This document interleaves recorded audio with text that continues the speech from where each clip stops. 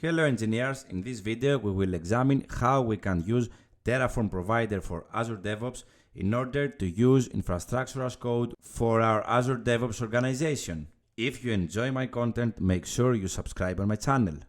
Microsoft has created their own provider for Azure DevOps so that we can use it in Terraform. We can navigate in the official repository in order to see the installation instructions. The only thing that we will need would be the personal access token and the organization URL, which we will need to add as an environmental variable.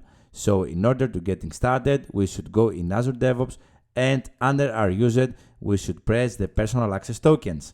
In the personal access tokens, we should create a new token and provide the access that is needed. For the purposes of this demonstration, I will create a personal access token with full access and I will name it test. As you can see, I have already created my access token and I will go and export this as environmental variable in the command line where I will execute my Terraform code. Let's now see how this is done. So in the MacBook environment that I work, I should use the export variable as you can see here, and then I specify this specific variable that is asked from the Terraform provider equal to my organization URL. Then I will need also to export the personal access token using the variable that is shown in the documentation. So I use this specific variable and I export the personal access token which I created in the previous step.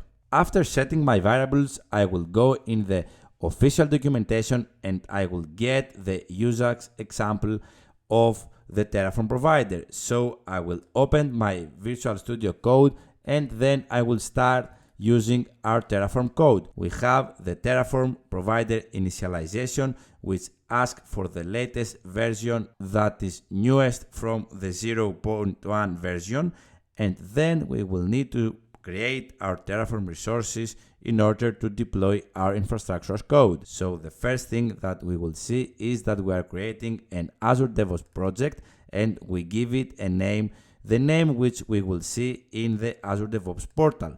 Then we initialize a Git repository inside this Azure DevOps project, and also we create a build definition, a build pipeline for this project that we create. In order to see that in action, we should go and perform a Terraform init first so that the provider is downloaded, and when we are ready, we should perform the Terraform plan in order to see what are the changes that are going to be deployed in our infrastructure. When we see the changes that will be performed, we should need to go and perform the Terraform apply, which will do the actual changes inside our Azure DevOps organization. By performing the Terraform apply, we will see that we are asked for a prompt, and if we press yes, we will go and check that our changes are getting initialized and created. We are creating our Azure DevOps project,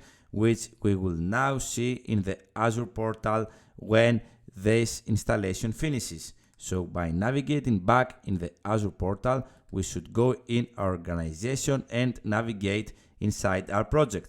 As you can see, this is the project that we created through Terraform, as it's the name that we given in the name variable of the Azure DevOps project resource. Navigating back in the Azure DevOps, we can now see that this specific project is created from infrastructure as code using Terraform. This is a very helpful feature, as in cases that we need to create multiple projects with the same settings, we can do that just by writing our Terraform code, and then we will be identical in all the environments that we need to create. By navigating the repositories, we can see that the repository that we selected is empty, as we have created this repository, and by navigating also in the pipeline, we can see that the build definition is now created automatically using Terraform. Let's now try to also add some additional changes in our Azure repo. So I'm also adding an environment using the Terraform code inside this Azure DevOps project. The environment is under the pipelines tab, and as you can see right now, it's pretty empty. So we will go and save our file, and as before, we will perform a Terraform plan in order to see the changes that are going to be created, and right after we will apply the Terraform apply in order to get these changes applied inside our environment. We are reading the state file in order to see what changes are going to be deployed, and by comparing the actual environment that we have and the code that we have written, we can see that in Terraform there are detected some changes, and these changes are combined with the environment that we need to create. By applying this Terraform code, we can see that finally we have our environment created using the new Terraform code that we added in our main TF file. Thanks for watching. I hope you enjoyed this video. Let me know in the comments below if you are using infrastructure as code for your Azure DevOps project.